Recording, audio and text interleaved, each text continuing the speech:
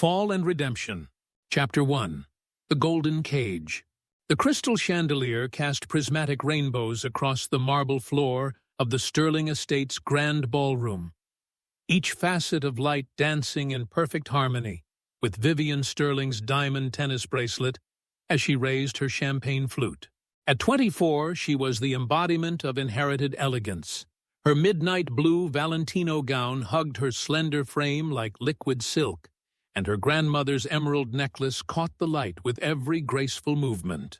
Tonight was her father's 60th birthday celebration, and the ballroom overflowed with Manhattan's elite, tech moguls, old money aristocrats, and politicians who commanded headlines with a single tweet. "To Richard Sterling," called out Mayor Davidson from across the room, his voice carrying over the gentle murmur of 300 guests. "A visionary who revolutionized how we connect with the world." Vivian smiled dutifully as applause rippled through the crowd, but beneath her practiced composure, familiar walls seemed to close in around her.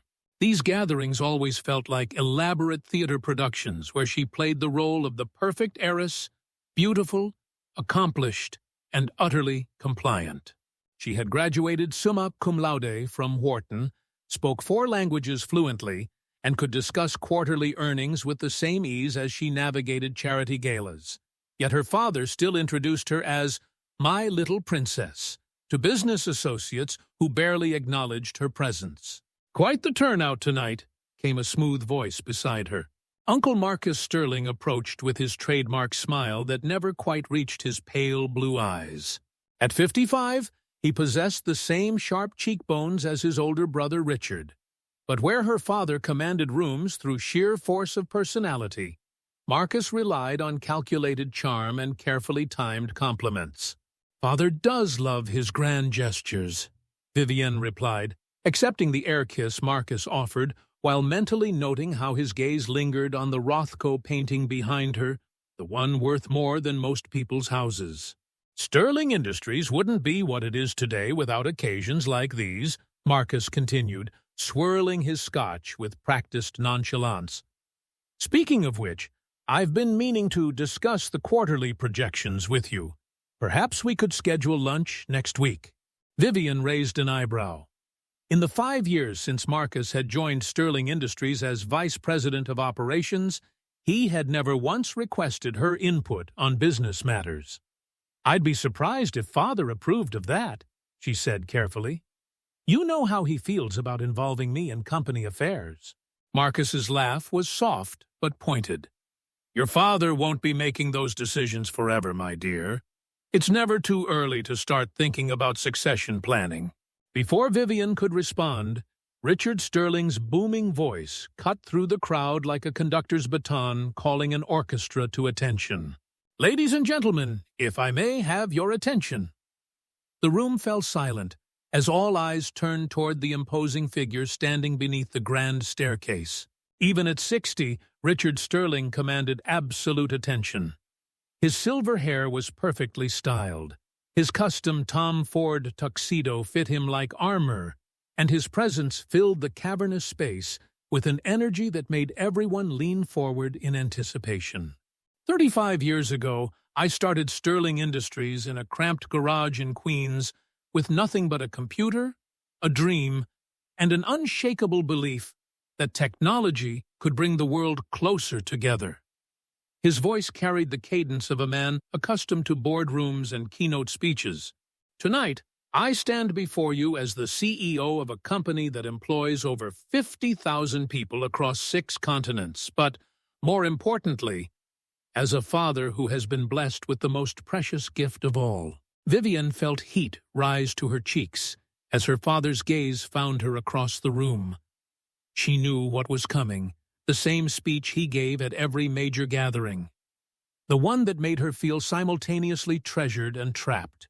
"My daughter Vivian represents everything I've worked to build. Intelligence, grace, and the values that will carry the Sterling legacy into the future. She is not just my heir, but the future of everything we've accomplished together." The applause was thunderous, but Vivian caught the slight tightening around Marcus's eyes. The way his grip on his scotch glass had become almost white-knuckled. In that moment, she realized that her uncle had been listening to these speeches for years, watching as Richard publicly anointed her as the successor to an empire Marcus had helped build from within. As the evening wound down and guests began filtering toward the valet stand, Richard approached Vivienne with the satisfied smile of a man whose party had exceeded all expectations. "Walk with me to the study," he said, placing a protective arm around her shoulders. "I have something important to discuss." The study was Richard Sterling's sanctuary floor-to-ceiling mahogany bookshelves, first edition volumes that he actually read, and a massive oak desk that had belonged to his grandfather. Here, surrounded by the weight of family history and business achievements, he poured himself 2 fingers of 30-year-old Macallan and settled into the leather chair that had molded itself to his frame over decades of late-night strategy sessions. "Vivienne, you know that everything I've built, everything Sterling Industries has become, has been for you," he began, his voice softer now, more vulnerable than the commanding tone he used in boardrooms. "I want you to know that my will is very clear. You'll inherit my 65% stake in the company, along with everything else. The lawyers have it all documented." Vivienne perched on the edge of the chair across from him, her evening gown pooling around her like spilled ink. "Father, you don't need to worry about such things. You have many years ahead of you. I'm 60 years old, sweetheart, and I've seen too many brilliant men lose everything because they failed to plan for the inevitable." Richard's expression grew serious, almost haunted. "Promise me that if anything happens, you'll fight for what's rightfully yours. Sterling Industries is your birthright, but birthright means nothing if you don't have the strength to claim it." "I promise," Vivienne whispered, though she couldn't shake the feeling that her father was trying to prepare her for a battle she didn't yet understand. Neither of them noticed the shadow that had paused just outside the study door, or the way it lingered for several long moments before finally moving away down the darkened hallway. Marcus Sterling had heard every word of his brother's promise, and in the depths of his pale blue eyes, something cold and calculating had begun to take shape. Chapter 2. The Fall. The call came at 3:47 a.m. on a Tuesday in March, shattering Vivienne's sleep like glass hitting marble. She fumbled for her phone, her silk nightgown tangled around her legs as she sat up in the king-sized bed of her penthouse apartment. "Miss Sterling?" The voice was unfamiliar, clinical. "This is Dr. Martinez from Mount Sinai Hospital. I'm afraid I have some very difficult news about your father." The words that followed seemed to come from underwater. Massive heart attack, emergency surgery, everything possible had been done. Richard Sterling, the titan who had commanded boardrooms and built empires, had died at 11:23 p.m. while reviewing quarterly reports in his home office. The irony wasn't lost on Vivienne that her father had died exactly as he had lived, working. The funeral was held 4 days later at St. Patrick's Cathedral, its Gothic spires reaching toward a gray April sky that seemed to mirror the grief weighing down on Manhattan's elite. Vivienne sat in the front pew, draped in Chanel black, watching as a parade of CEOs, politicians, and society figures paid their respects to a man who had touched their lives in ways both profound and profitable. The Times would later call it the funeral of the decade, but to Vivienne, it felt like watching her entire world being lowered into the ground along with her father's mahogany casket. Marcus had been a pillar of strength throughout the arrangements, handling logistics with quiet efficiency, while Vivienne struggled with waves of grief that left her feeling hollowed out and fragile. He had insisted on taking care of the legal matters, assuring her that she shouldn't worry about such things while mourning. "Family takes care of family," he had said, his hand warm on her shoulder as she signed papers she was too distraught to read carefully. It wasn't until the reception at the Plaza Hotel that the first crack appeared in Vivienne's carefully constructed reality. "I'm so sorry for your loss, dear," murmured Eleanor Whitmore, her father's longtime business partner, and one of the few people who had known Richard since his startup days. The elderly woman's eyes were sharp despite her age, and she leaned in close as she spoke. "Your father spoke of you often in our recent meetings. He was so excited about transitioning more responsibility to you this year." Transitioning responsibility? Vivian felt a chill that had nothing to do with the hotel's aggressive air conditioning. Eleanor's brow furrowed. The succession plan he'd been working on with the board. He said he wanted to start preparing you to take over within the next 2 years, beginning with a seat on the board of directors. She paused, studying Vivian's confused expression. "Surely Marcus has discussed this with you?" Before Vivian could respond, Marcus appeared at her elbow as if summoned by some sixth sense. "Eleanor, how wonderful to see you," he said smoothly, his hand finding its way to the small of Vivian's back in a gesture that felt more possessive than comforting. "I hope you'll forgive us, but Vivian is still quite overwhelmed. Perhaps we could continue any business discussions at a more appropriate time." Eleanor's eyes flicked between them, something unreadable passing across her weathered features. "Of course," she said slowly. "Vivian, do call me when you're feeling up to it. There are things we should discuss." As Eleanor melted back into the crowd, Marcus guided Vivian toward a quieter corner of the reception hall. "You look exhausted," he said, his voice full of concern. "Perhaps you should head home and rest. I can handle the remaining guests." "Marcus?" Vivian began, but he was already signaling to his driver. "We'll talk tomorrow," he assured her. "There are some matters we need to discuss regarding your father's estate."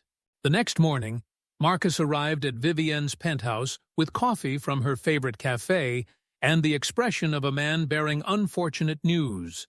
He settled into the white leather chair across from her glass dining table, his movements careful and deliberate.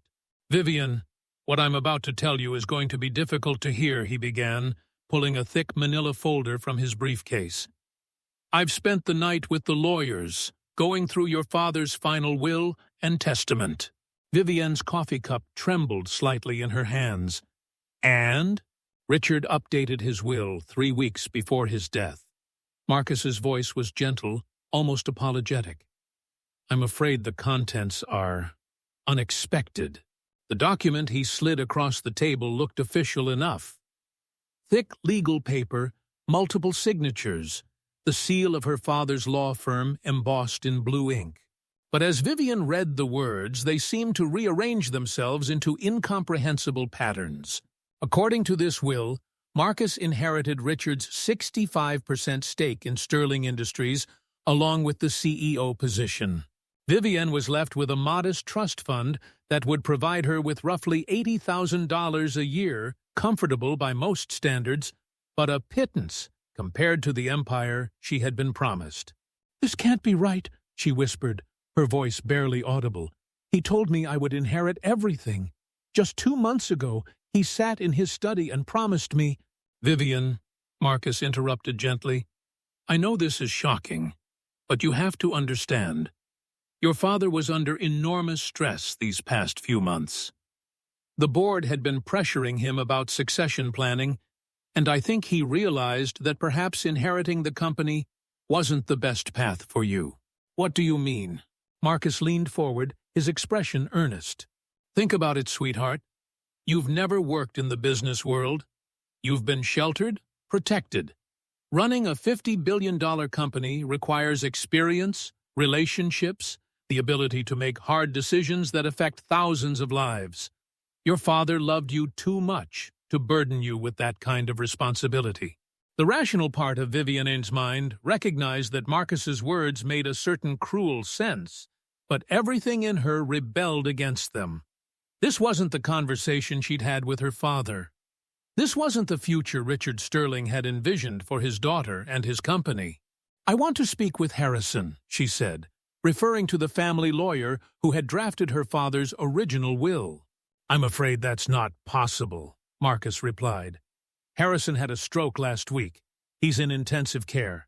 The will was actually finalized by his partner, Jeffrey Rothstein, who can verify its authenticity if needed. As if on cue, Marcus's phone buzzed. He glanced at it with practiced surprise. "Speaking of Jeffrey, he's downstairs. I asked him to come by to answer any questions you might have." Jeffrey Rothstein was a thin, nervous man in his 40s who fidgeted with his wire-rimmed glasses as he confirmed the will's authenticity. "I understand this is difficult, Miss Sterling," he said, his voice carrying the nasal quality of someone uncomfortable with confrontation. "But I can assure you that this document represents your father's final wishes. The signatures have been verified, and everything is in order." "But he promised me," Vivian insisted, feeling like a child pleading for a toy that had been taken away. "He said I would inherit his shares in the company." Rothstein exchanged a glance with Marcus before clearing his throat. "Miss Sterling, with respect, people often say things in emotional moments that don't reflect their true intentions. Your father was a brilliant businessman who understood that succession requires more than bloodline. It requires preparation, experience, and the ability to navigate complex corporate structures." After Rothstein left, Vivian sat in stunned silence as Marcus explained the practical implications of her new reality. The penthouse apartment belonged to Sterling Industries and would need to be vacated within 30 days. The cars, the credit cards, the household, staff, all company assets that were no longer available to her. Her trust fund would provide enough for a comfortable middle-class lifestyle, but the world of private jets and designer gowns was ending. "I found you a lovely studio apartment in Chelsea," Marcus said, his tone suggesting he was doing her an enormous favor. "It's small but charming, and the rent is well within your budget. I've also taken the liberty of disconnecting your company credit cards to avoid any confusion." As Vivian looked around the penthouse that had been her home for 5 years, the floor-to-ceiling windows overlooking Central Park, the marble countertops where she'd eaten breakfast while reading the financial pages, the walk-in closet filled with clothes that cost more than most people's annual salaries, she felt something crack deep inside her chest. "I know this is overwhelming," Marcus continued, his voice full of manufactured sympathy. "But I want you to know that you'll always be family. If you ever need anything at all, you only have to ask." The offer felt like salt in an open wound, but Vivian nodded numbly. What choice did she have? The man who had promised her the world was gone, and the world he'd left behind had apparently never belonged to her at all. That night, alone in the penthouse for one of the last times, Vivian stood at the window watching the city lights twinkle below. Somewhere out there, Marcus was probably celebrating his unexpected inheritance, while she faced the terrifying prospect of building a life from nothing.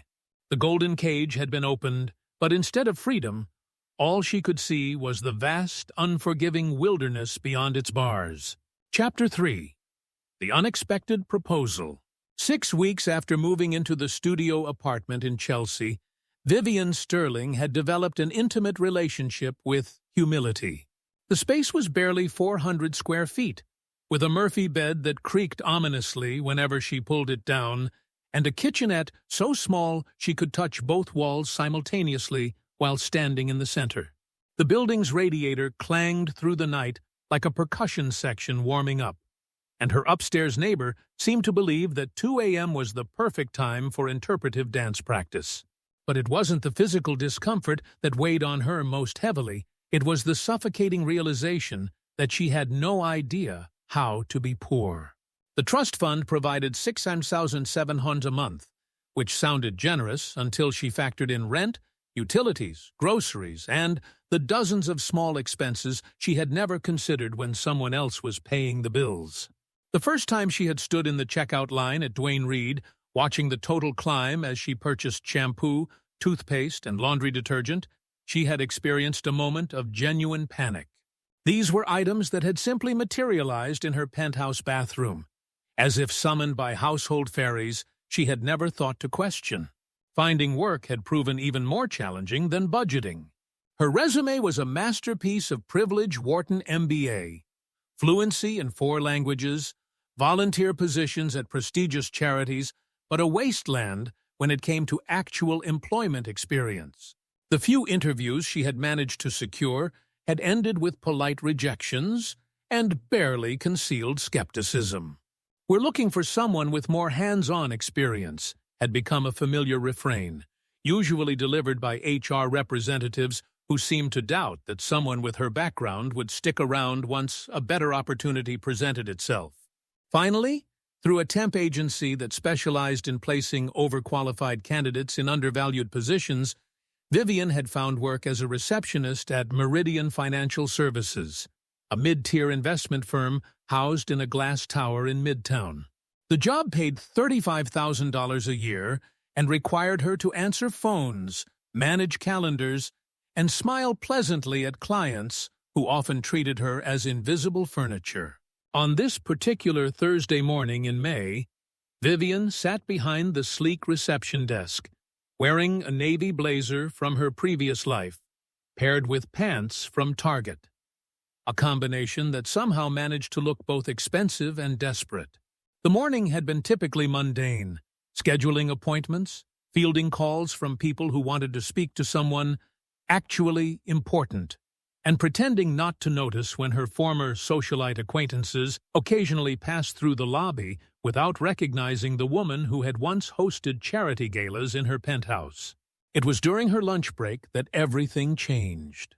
The cafe on 42nd Street was the kind of place that catered to office workers seeking quick, affordable meals, a far cry from the Michelin-starred establishments where Vivian used to dine, but the coffee was decent, and the turkey sandwiches were filling. She had just settled into a small table by the window, counting the bills in her wallet to make sure she had enough for both lunch and subway fare home, when a familiar voice made her look up. Vivian Sterling. Standing beside her table, holding a cup of coffee and wearing an expression of genuine surprise, was Alexander Chen. Alex had been 2 years ahead of her at Wharton, and while they had never been close friends, she remembered him as one of the few people in their rarefied academic circle who had seemed genuinely interested in learning rather than networking. He was taller than she remembered, with kind, dark eyes behind wire-rimmed glasses, and the sort of easy smile that suggested he found genuine joy in unexpected encounters. "Alex?" she said, surprised by how much relief she felt at seeing a friendly face. "How are you?" "I'm well, thank you. May I?" He gestured to the empty chair across from her, and she nodded. As he settled into the seat, she became acutely aware of the stark difference in their circumstances. Alex wore a well-tailored charcoal suit that spoke of success without ostentation, while she was counting quarters to pay for a sandwich that cost less than the tip she used to leave at her favorite restaurant. "I was so sorry to hear about your father," Alex said, his voice carrying genuine sympathy.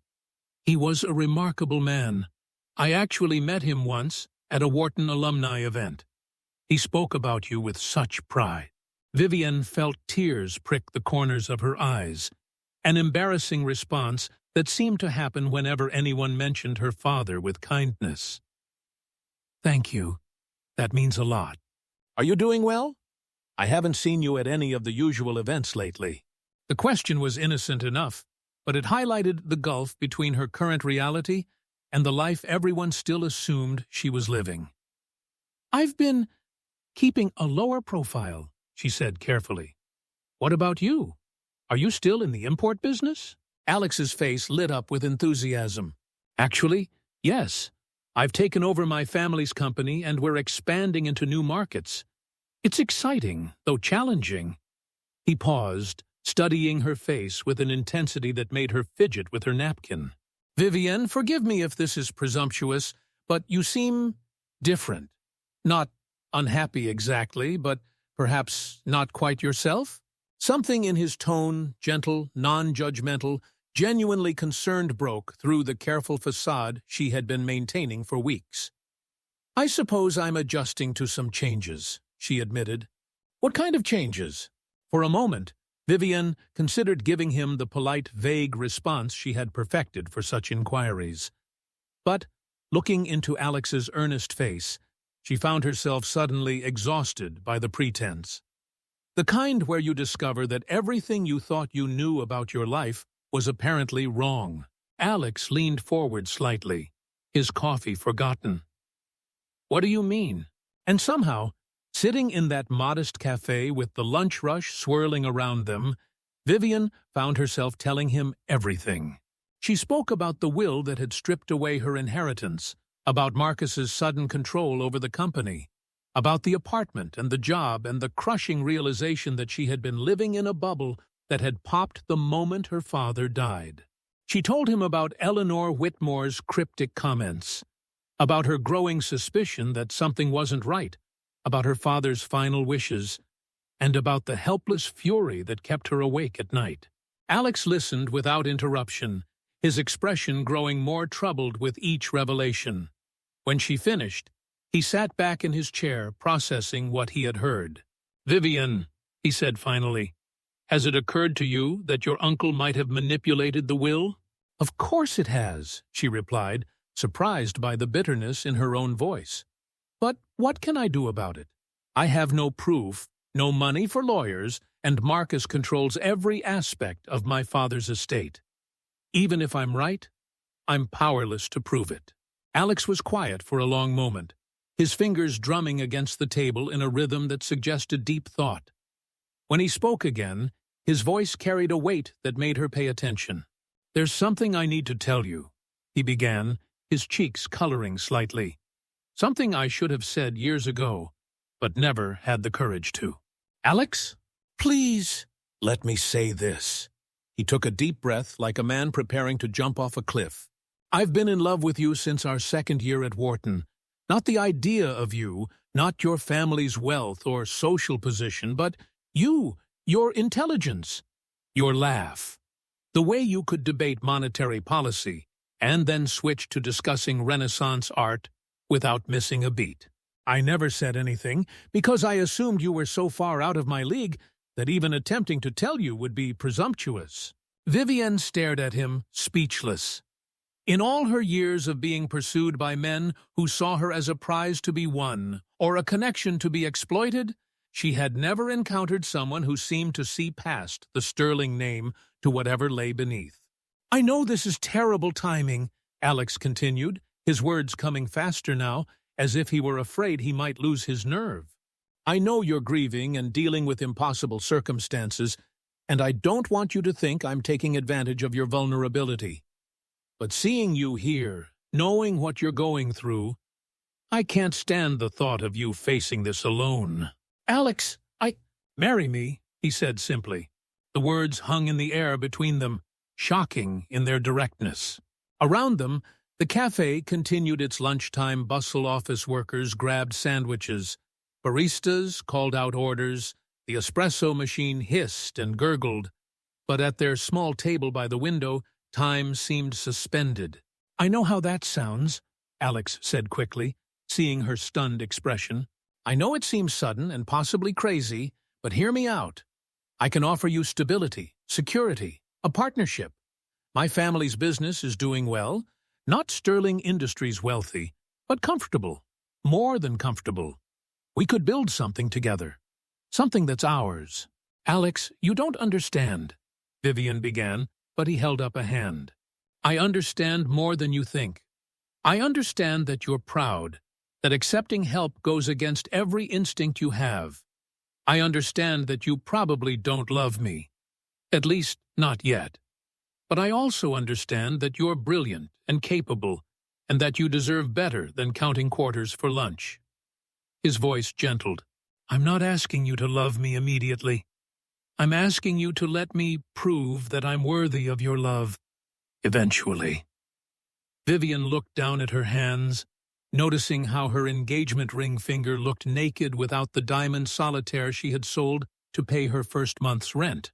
The practical part of her mind was already calculating what Alex's proposal would mean: security, stability, an end to the constant anxiety about money. But another part of her rebelled against the idea of entering a marriage based on desperation rather than love. "I need to be honest with you," she said quietly. If I say yes, it won't be because I love you. It will be because I'm scared and alone, and I don't know how else to survive what's happening to me." Alex nodded, his expression serious. "I know, and I'm telling you that I'm willing to take that risk. I'd rather have a chance to earn your love than spend the rest of my life wondering what might have been if I'd been brave enough to try." Vivian studied his face, searching for any sign of the calculation or manipulation she had learned to recognize in the men who had surrounded her father's world. But all she saw was sincerity, patience, and something that looked remarkably like hope. "What?" she asked. "Why would you tie yourself to someone who might never feel for you what you feel for her?" Alex smiled then, the first genuinely happy expression she had seen from him since he had sat down. "Because I've spent 3 years watching you from across rooms at various events, 3 years imagining conversations we might have, 3 years wondering if you might ever see me as more than just another face in the crowd. This might be my only chance to find out." Outside the cafe window, Manhattan rushed past in its usual blur of ambition and urgency. Somewhere in a Sterling Industries boardroom, Marcus was probably making decisions that would shape the future of a company that should have been hers. Somewhere in Chelsea, her cramped studio apartment waited with its broken radiator and thin walls. But here, in this modest cafe with its mismatched chairs and fluorescent lighting, Alexander Chen was offering her something she had never expected to find. A choice. "Yes," she said quietly. "Yes? Yes, I'll marry you." She looked up at him, feeling something shift inside her chest. Not love, not yet, but perhaps the possibility of it. "I can't promise you I'll love you the way you want me to, but I can promise to try. And I can promise to be a true partner in whatever we build together."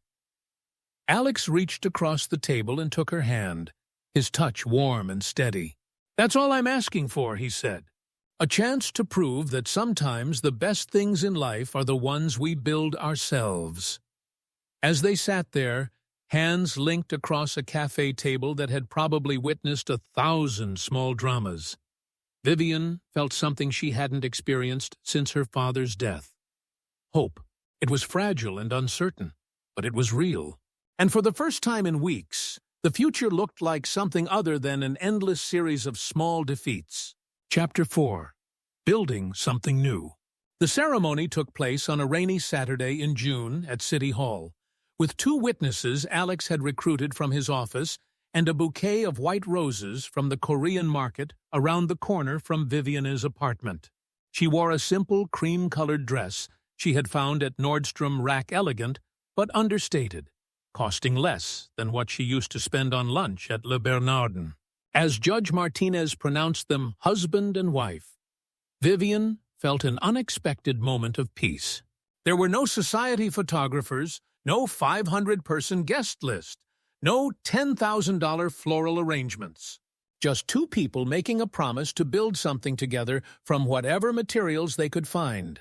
Alex's apartment in the Upper West Side was a revelation in thoughtful living. The pre-war 2-bedroom had high ceilings, original hardwood floors, and built-in bookshelves that were actually filled with books Alex had read rather than purchased by the yard for decorative purposes. The furniture was a mixture of inherited pieces from his grandmother and carefully chosen modern additions. Nothing matched perfectly, but everything worked together to create a space that felt lived in and loved. Most surprisingly, the 2nd bedroom had been converted into a home office with 2 desks, as if Alex had been planning for a partner long before he had one. "I hope you don't mind sharing the space," he said, gesturing toward the matching desk chairs. "I thought you might want somewhere to work on, whatever it is you decide to work on." It was a small gesture, but it represented something Vivian had never experienced in her father's world. The assumption that she might have her own projects, her own ambitions, her own contributions to make. Even her father, for all his love, had viewed her primarily as an heiress-in-waiting, rather than a partner in making. Over breakfast, their first morning as a married couple, Alex spread out financial statements and business plans across their kitchen table, with the enthusiasm of a child, showing off a particularly impressive collection of baseball cards. Chen Import Associates, she learned, was far more substantial than his modest demeanor had suggested. The company specialized in bringing unique products from Southeast Asia to American markets. Everything from artisanal textiles to specialty foods that couldn't be found elsewhere in the United States. The problem, Alex explained, stirring sugar into his coffee with the methodical precision she was beginning to recognize as characteristic, is that we're caught between two worlds. We're too small to compete with the major importers on price, but we're too large to maintain the personal relationships that built our reputation in the first place. Vivienne studied the spreadsheets, her Wharton training automatically organizing the numbers into patterns and possibilities. "What if you're thinking about this backwards?" she asked. "What do you mean?" "Instead of competing on price or trying to maintain the old relationship model, what if you positioned Chen Import as a luxury curator? Not just importing products, but importing experiences, stories, exclusivity." She pointed to a line item showing their highest margin imports. "These hand-woven textiles from Vietnam, you're selling them as fabric by the yard to interior designers. But what if you partnered with American designers to create limited edition pieces? What if each piece came with the story of the artisan who made it? Photographs of their workshop, a connection to something authentic and irreplaceable." Alex stared at her, his coffee mug halfway to his lips. "You're talking about transforming the entire business model." "I'm talking about transforming cheap imports into luxury experiences," Vivienne corrected. "There's a huge market of affluent consumers who want to feel good about their purchases, who want to buy things with meaning and provenance. You have the relationships, the knowledge, the authentic products. You just need to package them differently." It was in that moment, watching Alex's eyes light up with understanding and possibility, that Vivienne realized how much she had missed intellectual partnership. Her uncle had dismissed her business education as unnecessary for a woman who could simply hire a CEO to manage the company while she relaxed, such important matters being a man's job. But Alex was already reaching for a notepad, asking questions, building on her ideas, as if her thoughts were valuable currency rather than pretty decorations. They spent the weekend developing what would become known as the Chen Heritage Collection, a line of luxury home goods that would combine traditional Southeast Asian craftsmanship with contemporary American design sensibilities. Each piece would be limited edition, each would come with a story, and each would be priced not as an import, but as an investment in artistry and authenticity. "We'll need capital," Alex said, reviewing their rough projections, "and connections in the luxury market, and designers who understand the vision." "Leave the luxury market to me," Vivienne said, surprising herself with the confidence in her voice. "I may not have the sterling name anymore, but I spent 24 years learning how wealthy people think, what they want, and how they make purchasing decisions." Their first breakthrough came 3 weeks later, when Vivienne convinced her former classmate Isabella Hartwell to look at their collection. Isabella had inherited her grandmother's interior design firm and specialized in decorating the homes of Manhattan's elite, exactly the market they needed to penetrate. The meeting took place in Isabella's showroom in the design district, surrounded by fabric samples and furniture that cost more than most people's cars. "Vivienne, darling," Isabella said, air-kissing her with the practiced efficiency of someone who attended 3 charity luncheons a week, "I was so surprised to get your call. I heard about your father, of course, and the changes in your circumstances. How are you managing?" "I'm building something new," Vivienne replied, a phrase that was becoming both her explanation and her mantra. "With my husband." She had practiced the presentation dozens of times, but sitting in Isabella's pristine showroom, surrounded by the trappings of the world she had lost, Vivienne felt a moment of doubt. What if this was all an elaborate delusion? What if she was just a spoiled rich girl playing at being an entrepreneur? Then Alex opened the sample case they had prepared, and doubt evaporated. The pieces were exquisite. A hand-carved teak serving tray inlaid with mother-of-pearl, silk cushions embroidered with traditional patterns that had been passed down through 5 generations, ceramic vases that seemed to capture sunlight and hold it. But more than their beauty, each piece radiated the kind of authenticity that couldn't be manufactured or faked. This tray, Alex explained, handing Isabella the photograph of the artisan who had created it, was made by Nguyen Van Duc, whose family has been woodworking in the same village outside Hanoi for over 200 years. He uses techniques that were developed during the Lee Dynasty, but he's adapted them for contemporary functionality. Isabella picked up the tray, running her fingers over the intricate inlay work. "It's beautiful," she murmured. "And you're saying each piece comes with this kind of provenance?" "Not just provenance," Vivian interjected. "A relationship. Customers aren't just buying a serving tray. They're supporting a craftsman, preserving a tradition, and bringing a piece of authentic cultural heritage into their home. This isn't mass-produced decor. This is art with a heartbeat." Isabella was quiet for a long moment, studying the pieces with the professional assessment of someone who had built a career on understanding what her clients wanted before they knew they wanted it themselves. "I have 3 projects that would be perfect for this," she said finally. "A Park Avenue penthouse renovation, a Hamptons estate, and a corporate headquarters in Soho. All clients with unlimited budgets and a preference for unique pieces with interesting stories." She looked up at them, and Vivian saw the gleam of someone who had recognized a profitable opportunity. "What kind of quantities are we talking about? And what's your timeline for delivery?" The contract they signed that afternoon was modest by Sterling Industries standards, $50,000 for the initial order. But it represented something far more valuable than money. It was proof that Vivian's instincts about luxury marketing were sound, that Alex's relationships with artisans could be leveraged into something larger, and that together they could create value from expertise and partnership rather than inheritance and entitlement.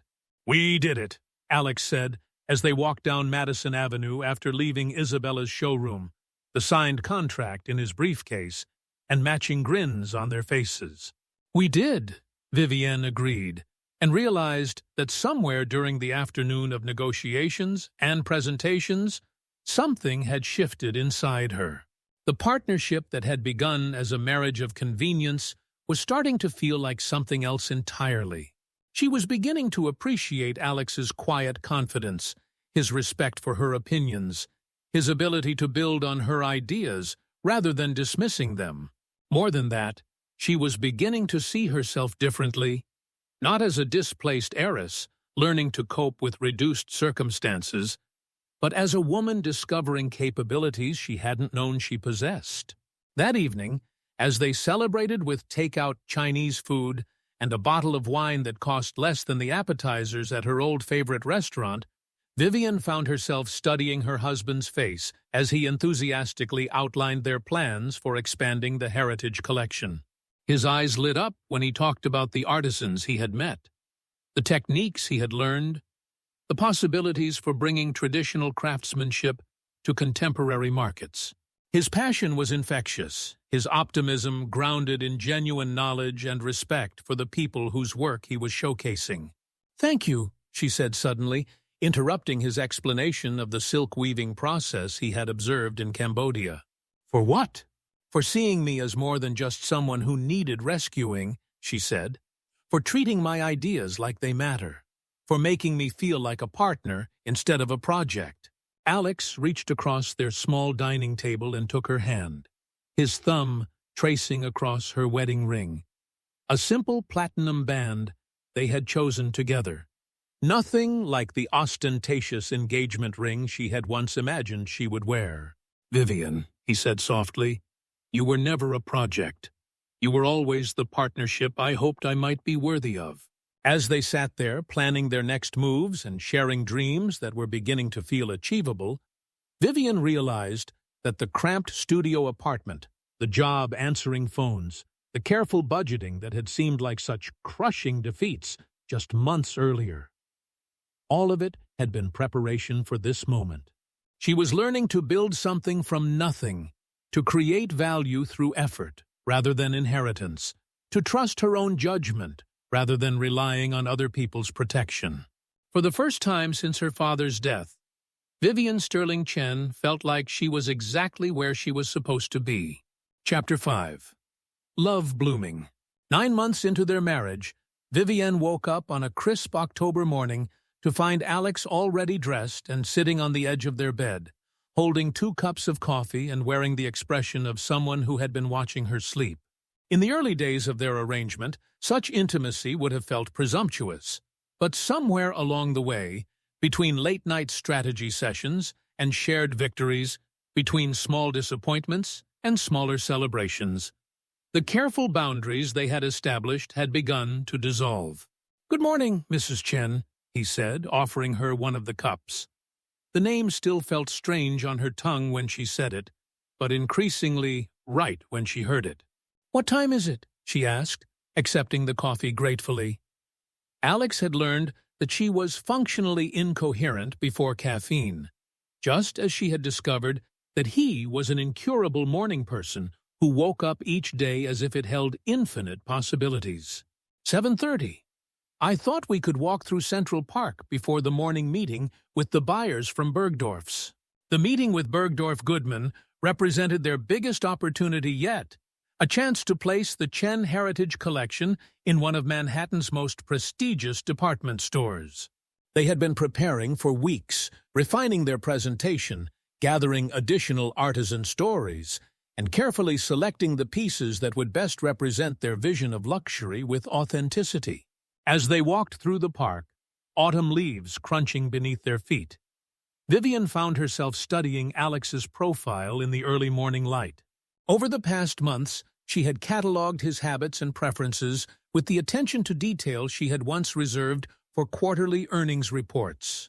She knew that he hummed unconsciously when he was concentrating, that he read voraciously but preferred fiction to business books, that he had an endearing tendency to gesture with his coffee cup when he got excited about an idea. She knew that he was unfailingly kind to service workers, that he remembered the names of everyone from their building's doorman to the barista at their neighborhood cafe, and that he possessed a quiet confidence that never needed to prove itself through dominance or displays of wealth. More surprising was her growing awareness of how he looked at her, not with the calculating assessment she had grown accustomed to from men in her father's circle, but with genuine appreciation for her thoughts, her contributions, their shared successes. When she suggested a new marketing strategy or identified a potential partnership opportunity, Alex's face would light up with the same enthusiasm he showed when discussing a particularly beautiful piece of craftsmanship. He made her feel seen in a way that had nothing to do with her appearance or social status, and everything to do with the quality of her ideas. "Nervous about today?" he asked as they paused beside the reservoir, watching early morning joggers circle the path in their ritualistic pursuit of endorphins and accomplishment. "Not nervous, exactly," Viviana replied, surprising herself with the truth of it.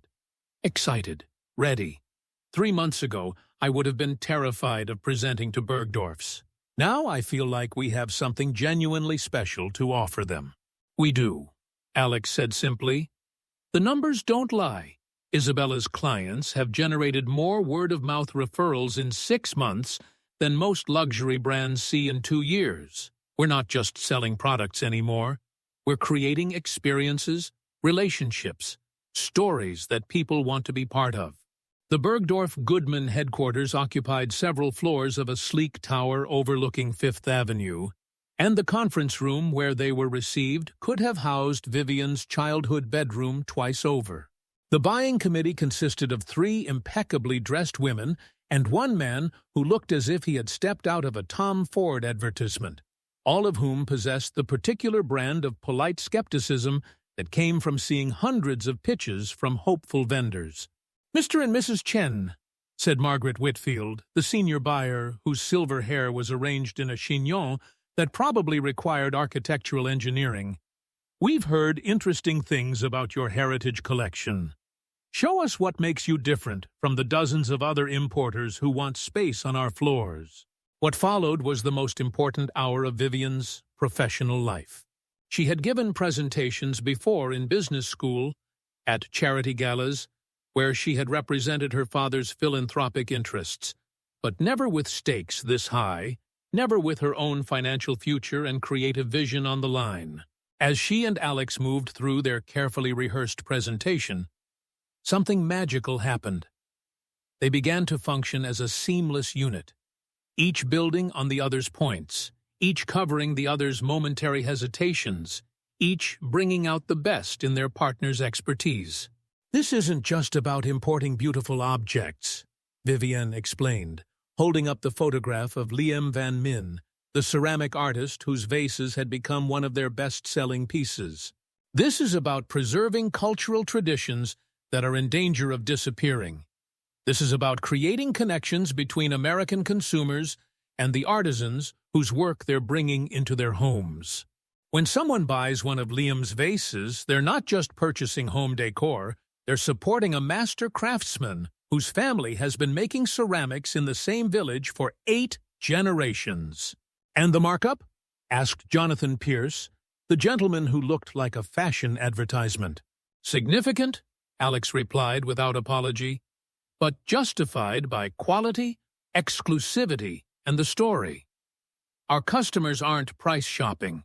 They're seeking something authentic, something meaningful, something that will become more valuable to them over time, rather than just another purchase they forget about."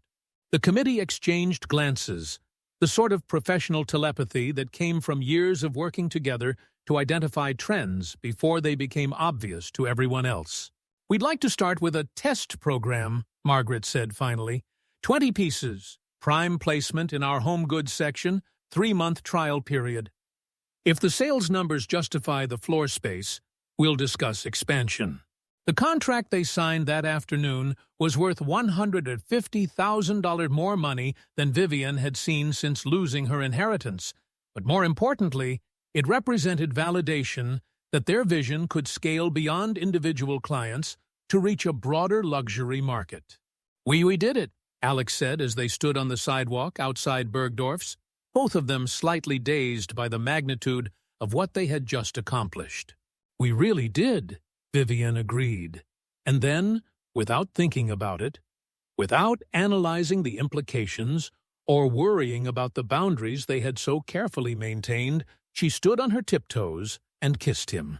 It wasn't their first kiss. They had shared a brief, formal kiss at their City Hall wedding, and there had been a few goodnight pecks and casual displays of affection for the benefit of friends and business associates. But this was different. This was spontaneous, celebratory, and infused with genuine affection rather than obligation. When they broke apart, Alex looked at her with an expression of wonder, as if she had just revealed something precious and unexpected. "Vivian," he began, but she shook her head. "Don't analyze it," she said, taking his hand as they began walking toward the subway. "Don't make it into something complicated. I kissed you because I wanted to, because you're brilliant and patient, and you make me feel like the best version of myself. Because somewhere in the last 9 months, you stopped being just my husband and became my partner in every sense of the word." They rode the subway home in comfortable silence, but Vivian was acutely aware of Alex's hand holding hers, of the way he occasionally glanced at her with an expression that mixed hope with careful restraint. That evening, as they worked side by side in their shared office, updating spreadsheets and planning their next phase of expansion, she found herself stealing glances at him, noting the concentration furrow between his eyebrows, the way his hair fell across his forehead when he leaned over his laptop, the unconscious humming that meant he was completely absorbed in his work. "Alex?" she said suddenly, interrupting his calculations. "Hmm?" He looked up, his reading glasses slightly askew. "I love you." The words hung in the air between them, simple and monumental. Alex stared at her for a long moment, then carefully removed his glasses and set them on his desk. "Are you sure?" he asked quietly. "I don't want you to feel obligated to say that because of what we accomplished today, or because you're grateful, or because you think it's what I want to hear." Vivian pushed back her chair and stood, walking around the desk to where he sat. She took his hands in hers, noting how they trembled slightly, the only sign of how much her answer meant to him. "I'm sure," she said. "I love your patience and your kindness and the way you see potential in everything and everyone. I love how you make me laugh without trying to, how you listen to my ideas as if they might change the world, how you've never once made me feel like a charity case or a consolation prize. I love the life we're building together, the partnership we've created, the way you make me want to be better than I thought I could be."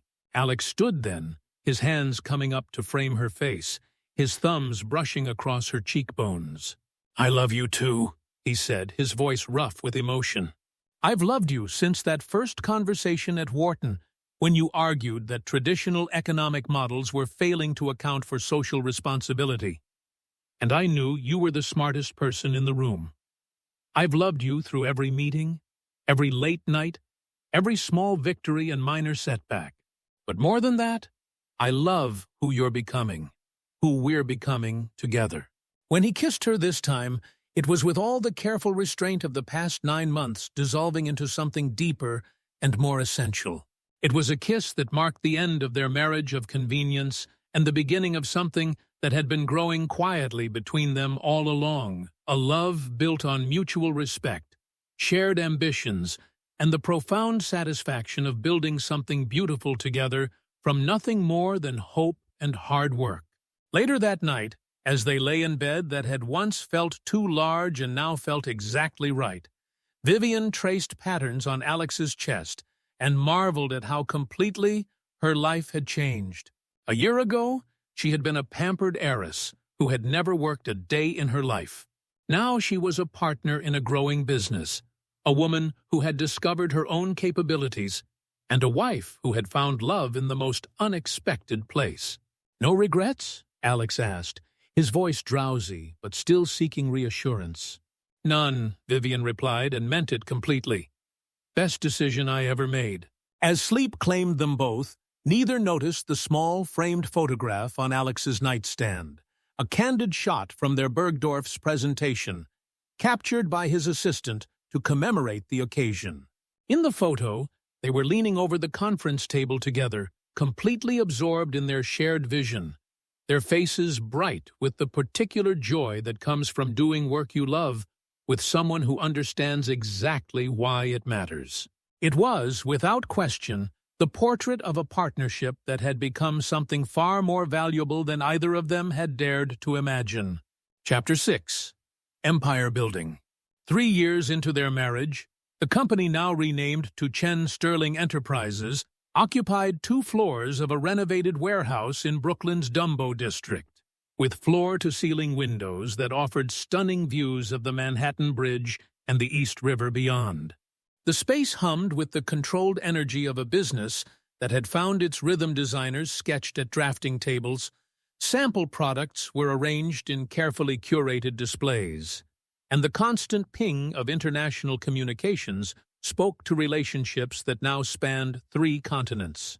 Vivienne stood in what they had come to call the War Room, a conference space, lined with mood boards, sales projections, and photographs of artisans whose work had become the foundation of their expanding empire. The numbers on the whiteboard told a story that still sometimes surprised her. $50 million in revenue last year, projected $100 million for the current year, and a client list that read like a directory of America's most discerning consumers. "The Hamptons collection is completely sold out," announced Sarah Martinez, their newly hired VP of Sales, a sharp-eyed woman who had been poached from Ralph Lauren home. "The waiting list is already at 47 pieces, and it's only March." The Hamptons collection represented everything Chen Sterling had become, Exclusive, beautifully crafted pieces that told stories while serving practical functions. Hand-woven throws from Nepal that took 6 months to complete. Teak outdoor furniture from sustainable Indonesian forests. Ceramic dinnerware that blended traditional Vietnamese glazing techniques with contemporary American sensibilities. Each piece was limited edition, each came with detailed provenance, and each commanded prices that reflected not just quality but the narrative of cultural preservation and artisan support. "What about the corporate contracts?" Vivian asked, settling into her chair at the head of the conference table, a position that had once felt presumptuous but now felt natural.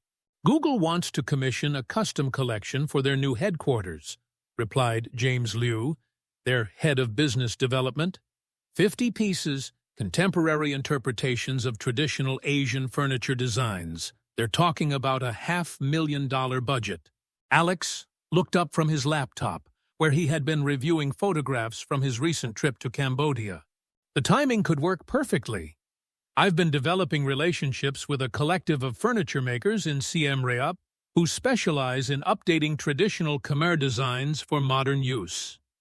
Their workshop is incredible, 5 generations of craftsmanship, but they're open to collaboration with our design team."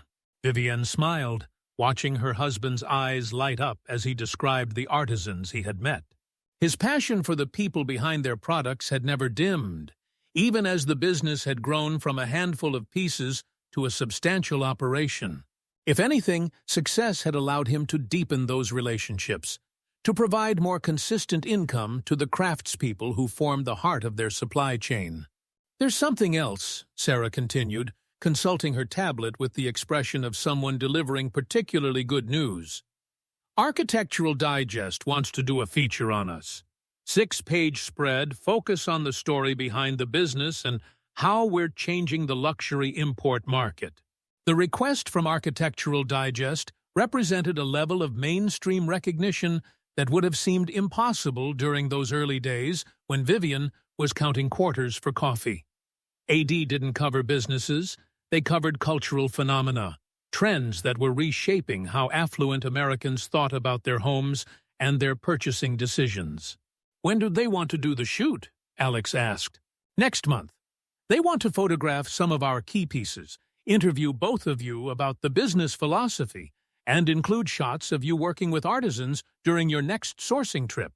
After the meeting, Vivian and Alex retreated to their private office, a space that had evolved from their cramped shared desk at home into a sophisticated command center with separate work areas that still allowed for easy collaboration.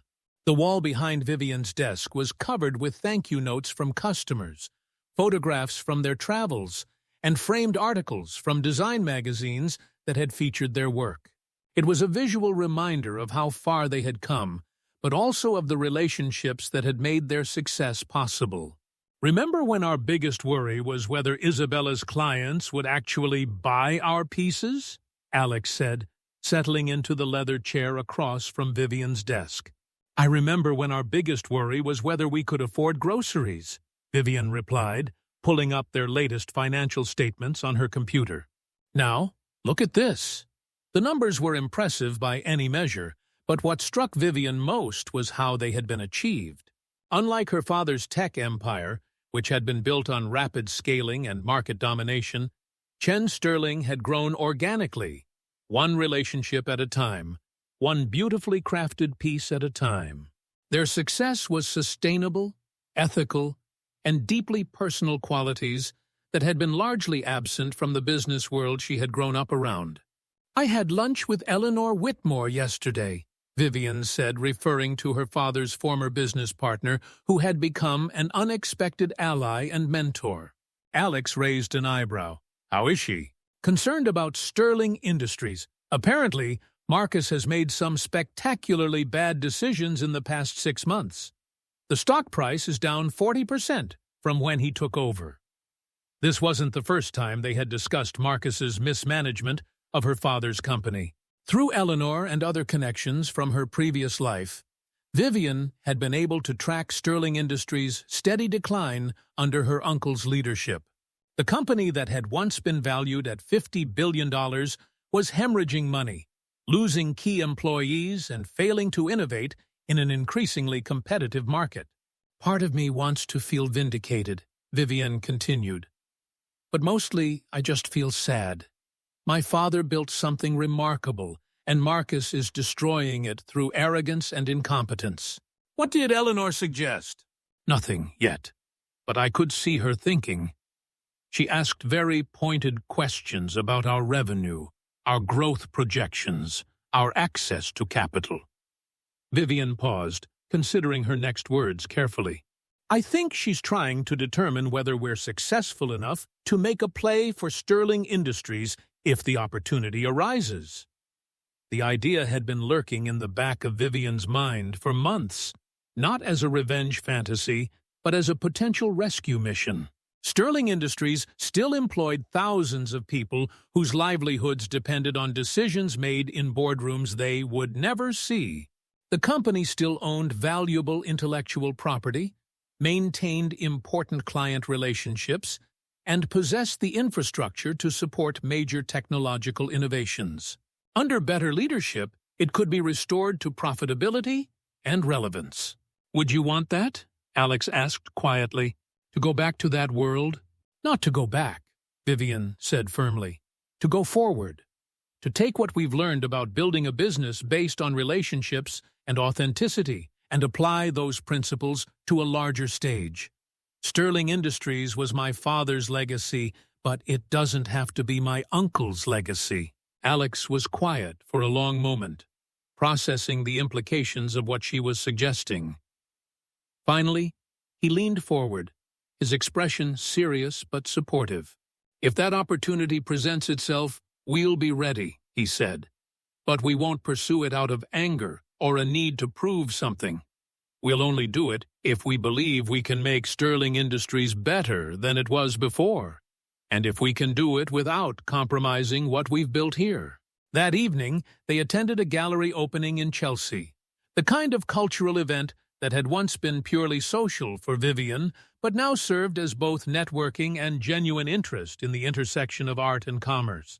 The gallery was showcasing contemporary works by Asian American artists, and several of the pieces would have fit perfectly into Chen Sterling's aesthetic philosophy. Vivian Chen? The voice belonged to Patricia Blackwood, society editor for Town & Country magazine, and someone who had been present at hundreds of the events Vivian had attended during her previous life. I hardly recognized you. You look different, happier. I am happier, Vivian replied, accepting the air kiss that was standard currency in this social stratum. Marriage and meaningful work tend to have that effect. I heard about your business venture. Import goods, isn't it? How entrepreneurial of you. There was a subtle condescension in Patricia's tone that Vivian recognized from her father's world. The assumption that someone from her background couldn't possibly be engaged in actual work, that her business must be a hobby rather than a serious enterprise. A year ago, such dismissiveness might have stung. Now, it simply amused her. We're building a luxury lifestyle brand that combines traditional craftsmanship with contemporary design, Vivian explained patiently. Last year we generated $50 million in revenue, and Architectural Digest is featuring us in next month's issue. Hardly a hobby. Patricia's expression shifted as she recalibrated her assessment of the conversation. $50 million in revenue was serious money, even by the standards of the circles they both moved in. AD coverage was cultural cachet that couldn't be purchased or inherited. How fascinating, Patricia said, her tone now genuinely interested. I'd love to do a piece on you for the magazine. The former heiress who built her own empire, our readers, would eat that up. As they left the gallery, Alex slipped his arm around Vivian's waist, pulling her close as they walked toward their car. You handled that perfectly, he said. 2 years ago, you would have been defensive about the hobby comment. 2 years ago, I wasn't sure it wasn't a hobby, Vivian replied. Now I know exactly what we've built and why it matters. The opinions of people like Patricia Blackwood are irrelevant to our success. Driving back to Brooklyn, the lights of Manhattan glittering across the river, Vivian reflected on how completely her definition of success had changed. Her father had measured achievement in stock prices, market share, and the deference of competitors. But Chen Sterling's success felt different, more personal, more sustainable, more connected to the people whose lives it touched. They had built an empire, but it was an empire based on relationships rather than dominance, on quality rather than quantity, on stories rather than statistics. "I love our life," she said suddenly, reaching over to take Alex's hand as he navigated the Brooklyn Bridge traffic. "Even if Sterling Industries becomes available?" he asked. "Even if we end up running a $50 billion corporation instead of our boutique luxury brand?" "Especially then," Vivian replied, "because we'll do it our way, with our values, as partners who trust each other completely. Whatever we build, we'll build it together."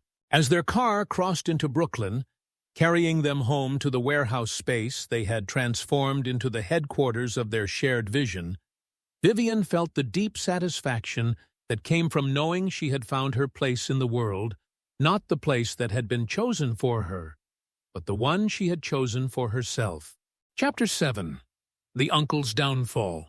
The first public indication that Sterling Industries was in serious trouble came on a Thursday morning in September, when the Wall Street Journal ran a front-page story titled "Tech Giants Stumble, How Sterling Industries Lost Its Way." Vivienne read the article over breakfast in their Brooklyn loft, her coffee growing cold as she absorbed the devastating details of her uncle's mismanagement. The numbers were worse than even Eleanor Whitmore's pessimistic assessments had suggested. Sterling Industries' stock had plummeted 60% since Marcus took control, wiping out $30 billion in market value.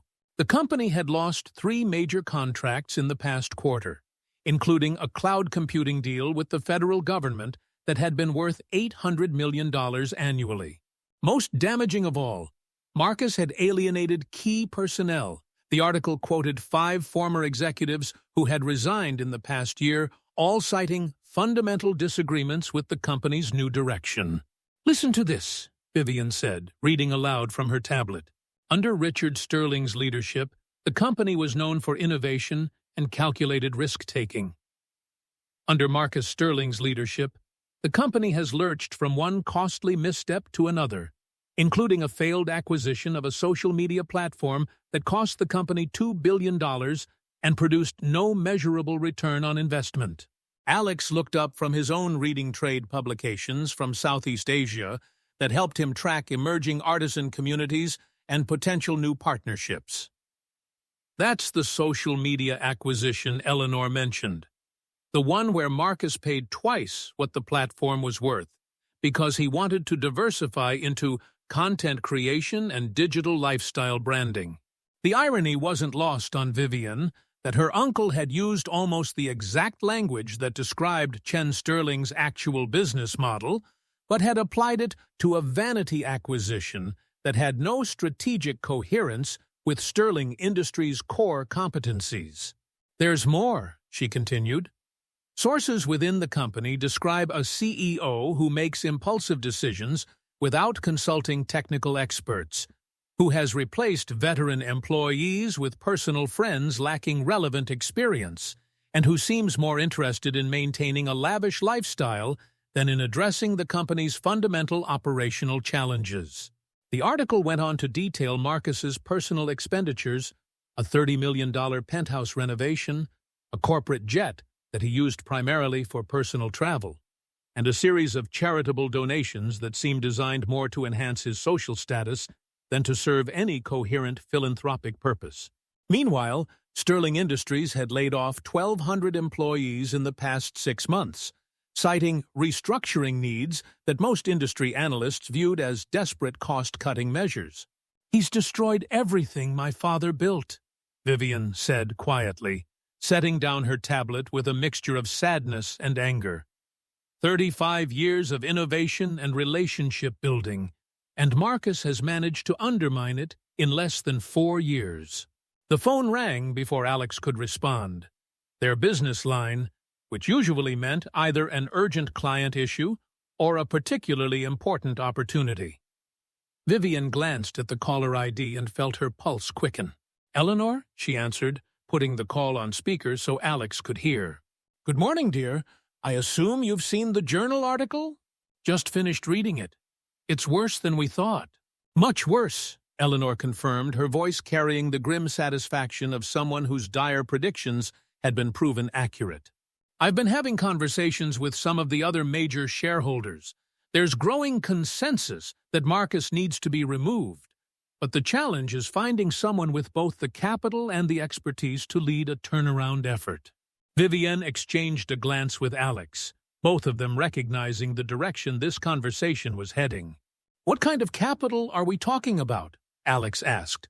"Based on current stock prices, you'd need approximately $15 billion to acquire a controlling interest. But here's the thing. Sterling Industries' current market cap doesn't reflect the value of its intellectual property, its client relationships, or its infrastructure. Under competent leadership, the company could be worth $60 billion within 2 years. "Eleanor," Vivian began carefully, "are you suggesting what I think you're suggesting?" "I'm suggesting that you and Alex have built something remarkable with Chen Sterling. You've demonstrated that you understand luxury markets, that you can build and maintain client relationships, and that you can scale a business without losing sight of quality or values. Most importantly, you've proven that you can work together as partners in ways that your uncle clearly cannot work with anyone." The compliment was generous, but Vivian could hear the practical calculation behind it. Eleanor Whitmore had been Richard Sterling's partner for 30 years. She understood better than anyone what it took to build and sustain a major enterprise.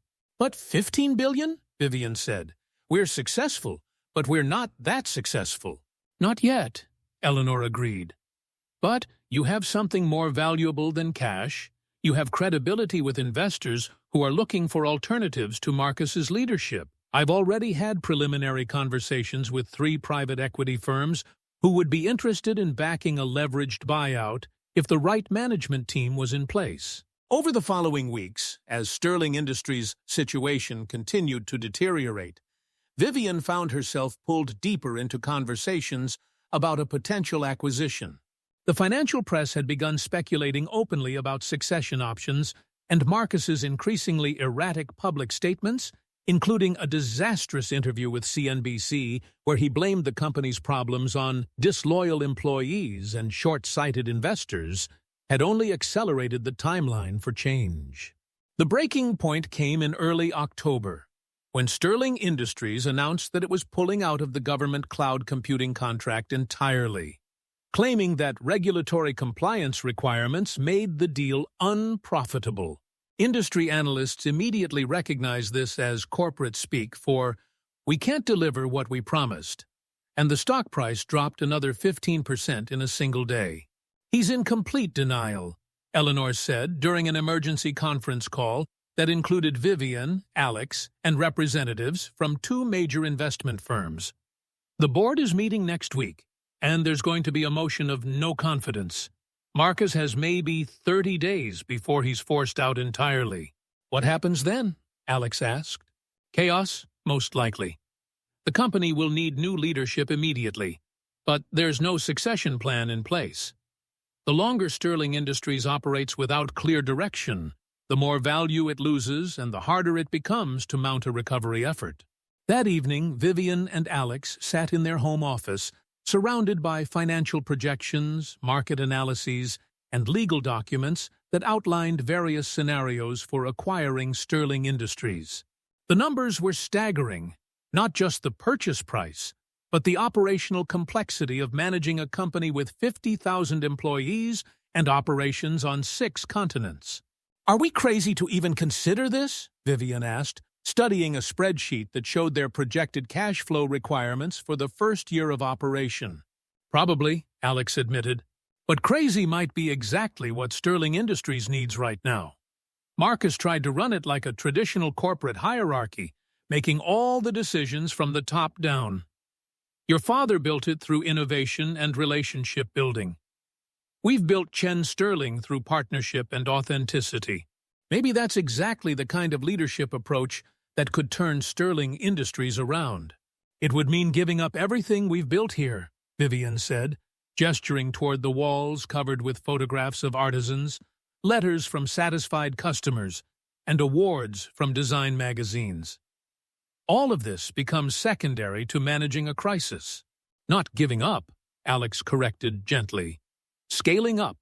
The principles that made Chen Sterling successful: quality over quantity, relationships over transactions, long-term value over short-term profits, those could work at Sterling Industries too. We'd just be applying them to a much larger canvas. The decision, when it came, felt both inevitable and terrifying. Over the past 4 years, Vivian had discovered capabilities she hadn't known she possessed, had built a business based on her own vision and values, and had found love with a partner who complemented her strengths while challenging her to grow. The scared, displaced heiress who had counted quarters for coffee no longer existed in her place was a woman who understood her own worth and knew exactly what she was capable of achieving.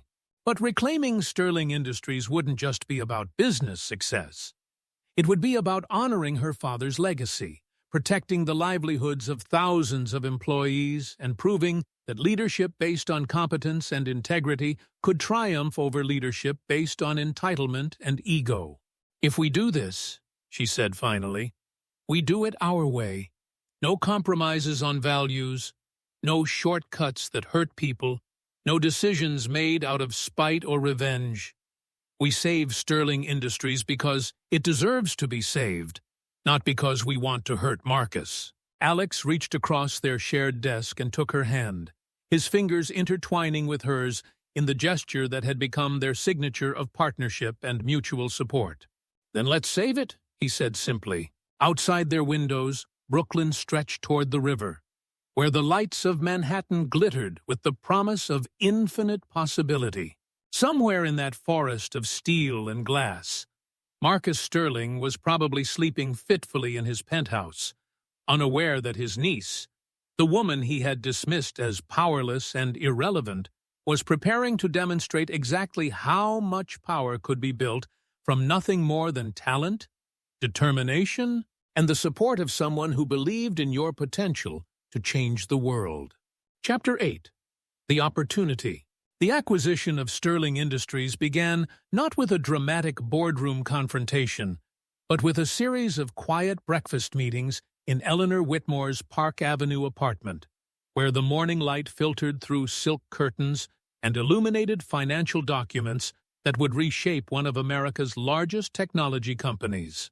The key, Eleanor explained to Vivian and Alex as she poured coffee from a silver service that had belonged to her grandmother, is moving quickly but carefully. Marcus has maybe 2 weeks before the board forces him out. But once that happens, there will be a feeding frenzy. Every private equity firm and tech company in the world will be circling Sterling Industries like vultures. The dining room table was covered with documents that represented months of behind-the-scenes preparation. Eleanor had been quietly building a coalition of investors, board members, and former Sterling Industries executives who were ready to support a change in leadership. The financial structure was complex but elegant. Chen Sterling Enterprises would merge with a specially formed acquisition company backed by 3 major investment firms, giving them the capital needed to purchase a controlling stake while maintaining operational independence. What about Marcus's shares? Alex asked, studying the ownership breakdown that Eleanor's lawyers had prepared. He controls 38% directly, plus another 12% through family trusts and allied board members. The rest he sold them long ago, Eleanor replied. But here's the thing.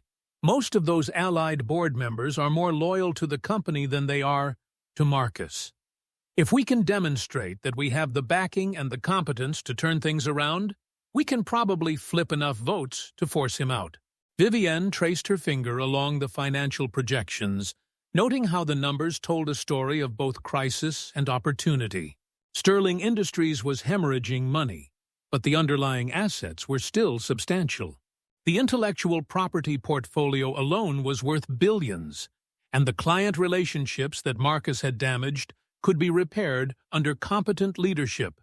"There's something else you need to consider," Eleanor continued, her expression becoming more serious. "This won't just be about business. Marcus will fight back, and he'll make it personal. He'll use every connection, every favor owed, every piece of leverage he has to prevent you from succeeding. Are you prepared for that level of conflict?" The question hung in the air as Vivian considered everything that had brought her to this moment. 4 years ago, she had been a sheltered heiress who had never faced real adversity. Now, she was a businesswoman who had built a multi-million-dollar company from nothing, who had learned to trust her own judgment, and who had found strength in partnership rather than dependency. "Marcus already made it personal when he stole my inheritance," she said quietly. "The difference is that now I'm strong enough to fight back." The plan they developed over the following days was methodical and comprehensive.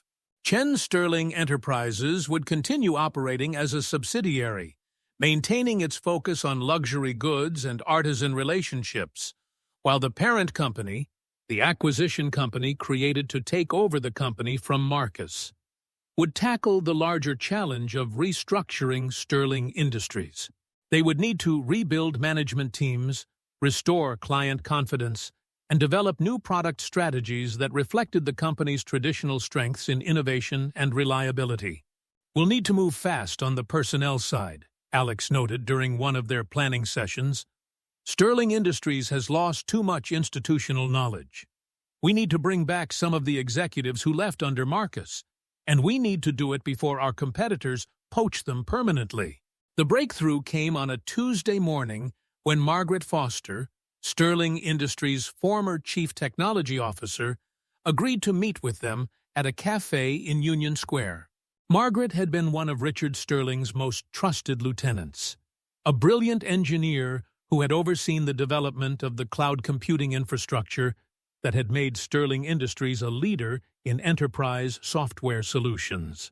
"I'll be direct," Margaret said after they had exchanged pleasantries and ordered coffee. "I left Sterling Industries because Marcus Sterling is incompetent and surrounded by sycophants. The technology team has been hemorrhaging talent for 2 years, and the few good people who remain are demoralized and looking for exits." "What would it take to turn that around?" Vivian asked. "New leadership, obviously, but also a fundamental change in corporate culture. Your father understood that technology companies succeed through innovation and collaboration. Marcus treats the technical staff like interchangeable parts and makes strategic decisions based on whatever business magazine he read that week. If we were to acquire the company," Alex said carefully, "would you consider returning as CTO?" Margaret studied them both with the analytical intensity that had made her one of the most respected engineers in the industry. "You're serious about this?" "Completely serious," Vivian replied. "We've spent 4 years building Chen Sterling from nothing into a profitable company. We understand what it takes to scale operations, manage teams, and maintain quality while growing rapidly.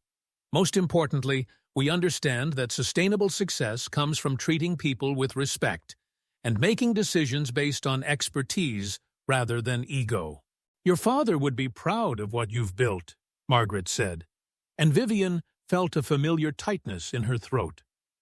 "He always believed you had the intelligence and determination to lead, even when you didn't believe it yourself." The conversation that followed was both a job interview and a strategic planning session. Margaret outlined the technical challenges facing Sterling Industries, the talent gaps that needed to be filled, and the research and development initiatives that had been abandoned under Marcus's leadership. By the end of their meeting, she had agreed to return as CTO if the acquisition succeeded, and she had provided a list of other former executives who might be willing to join a turnaround effort. "This is really happening," Vivian said as they walked back to their car, carrying Margaret's business card and a renewed sense of possibility. "Are you nervous?" Alex asked. "Terrified," Vivienne admitted, "but also excited. We're not just buying a company, we're rescuing it. We're saving jobs, preserving innovations, honoring my father's legacy. That's worth being terrified about." The formal acquisition process began the following week, with a series of meetings that tested every negotiation skill Vivienne and Alex had developed during their years building Chen Sterling. The investment firms backing their bid were sophisticated partners who understood both the risks and the potential rewards, but they also demanded detailed projections, operational plans, and evidence that the new management team could deliver on their promises. "The numbers work," confirmed David Chen, the lead partner at Blackstone Capital, no relation to Alex despite the shared surname, during a presentation that filled an entire conference room with financial models and market analyses. "Sterling Industries' current valuation is artificially depressed due to management incompetence, but the underlying assets support a much higher price point. If you can restore operational efficiency and rebuild client confidence, this could be one of the most successful turnaround stories in recent memory." The final piece of the puzzle fell into place when Harrison Caldwell, the family lawyer who had been recovering from his stroke, contacted Vivienne with information that would prove crucial to their acquisition strategy. "I need to see you," Harrison said during a phone call that came at 11 o'clock on a Thursday night. "There are things about your father's will that you need to know, things that Marcus hopes will never come to light." They met the next morning in Harrison's law office, where he had assembled a collection of documents that told a very different story about Richard Sterling's final wishes.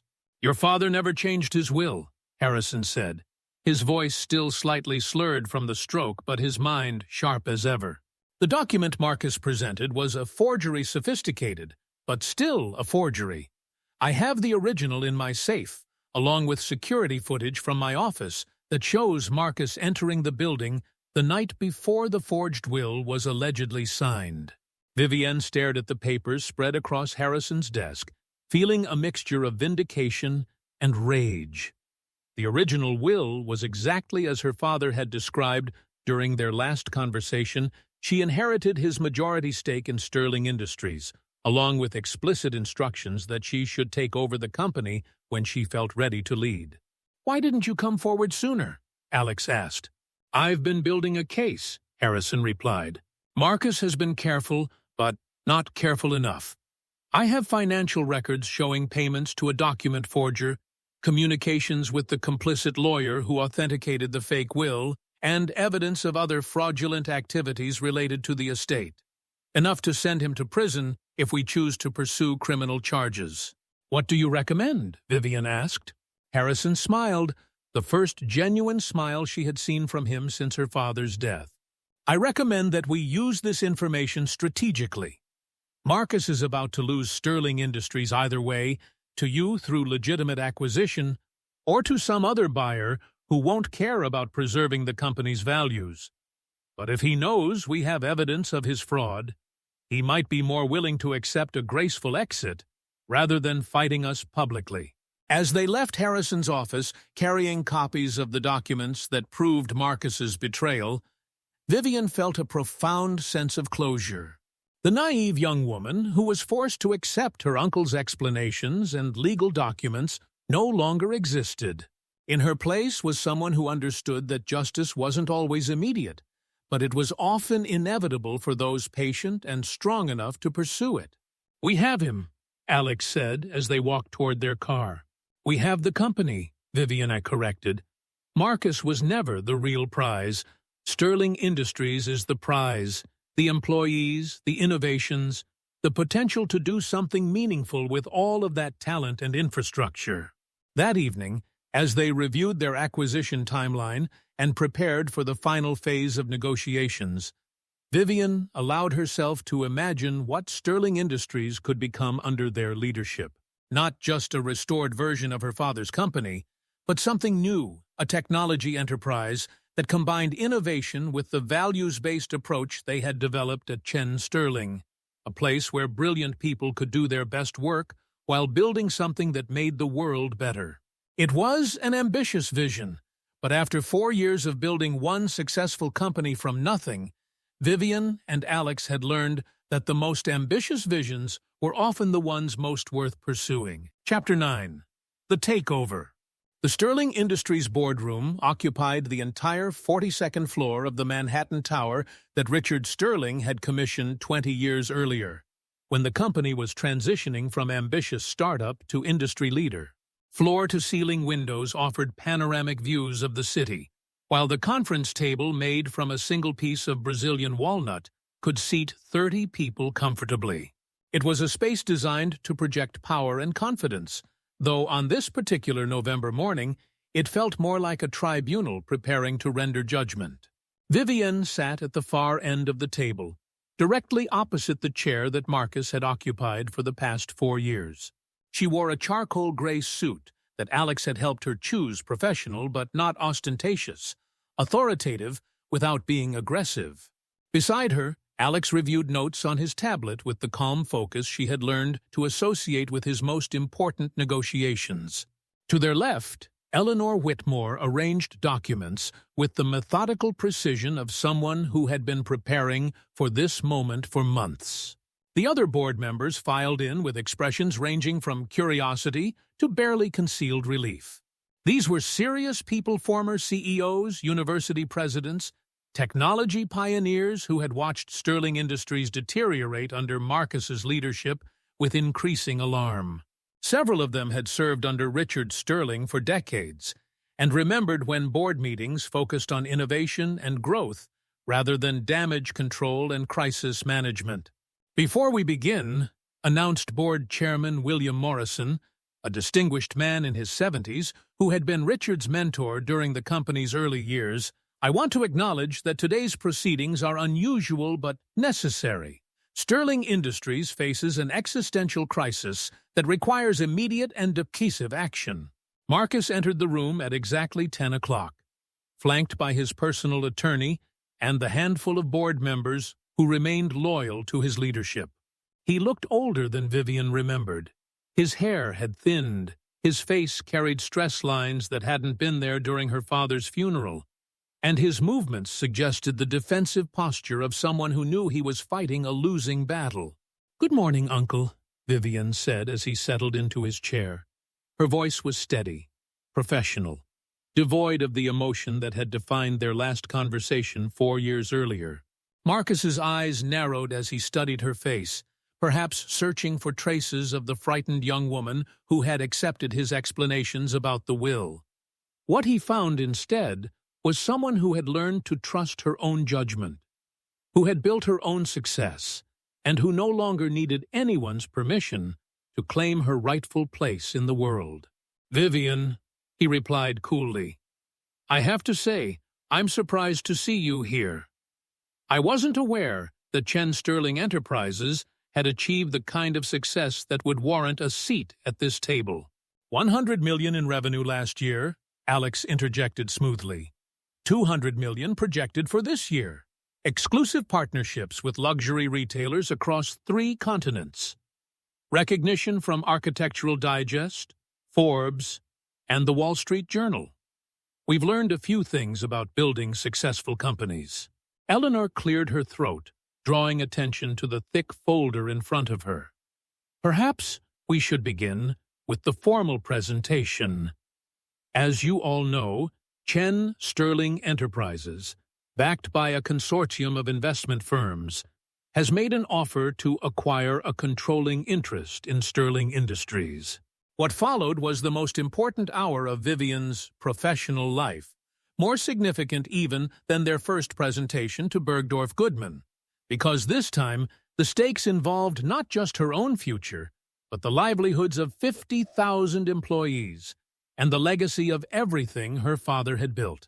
The presentation was methodical and devastating. Eleanor outlined Sterling Industries' financial decline under Marcus's leadership, the lost contracts, the hemorrhaging stock price, the exodus of key personnel. Alex presented their turnaround strategy, complete with detailed financial projections and commitments from former executives who were ready to return under new leadership. Vivian spoke about vision and values, about the difference between leadership based on entitlement and leadership based on competence and integrity. This company was built on innovation, relationship building, and long-term thinking, she said, her voice carrying to every corner of the room. Under my uncle's leadership, it has become reactive, insular, and focused on short-term gains that have produced long-term losses. We're offering not just new management, but a return to the principles that made Sterling Industries successful in the first place. Marcus listened with increasing agitation, his face flushing as the presentation systematically dismantled his record and credibility. When it came time for his response, he stood with the righteous indignation of someone who genuinely believed he was being wronged. "This is a hostile takeover, disguised as concern for the company," he began, his voice carrying the authority he had become accustomed to wielding without question. "My niece and her husband have built a small import business that caters to wealthy consumers who want to feel good about their purchases. That hardly qualifies them to run a $50 billion technology company." "Actually," Vivian said quietly, "it qualifies us perfectly. We understand luxury markets, global supply chains, international relationships, and scaling operations while maintaining quality standards.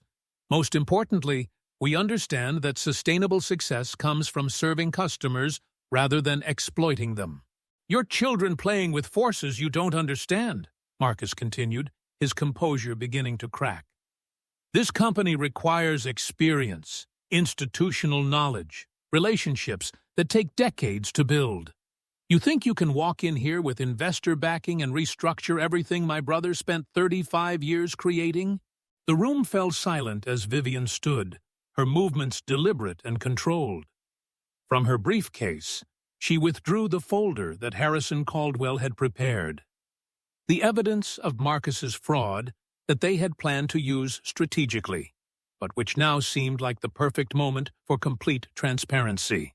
"Speaking of what my father created," she said, placing the documents on the table where everyone could see them, "perhaps you'd like to explain to the board why you forged his will." The color drained from Marcus's face as he recognized the papers Harrison had shown them weeks earlier.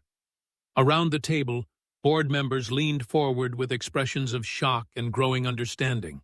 "The original will is quite clear," Vivian continued, her voice steady despite the magnitude of what she was revealing. "My father left me his majority stake in Sterling Industries, along with explicit instructions that I should assume leadership when I felt ready.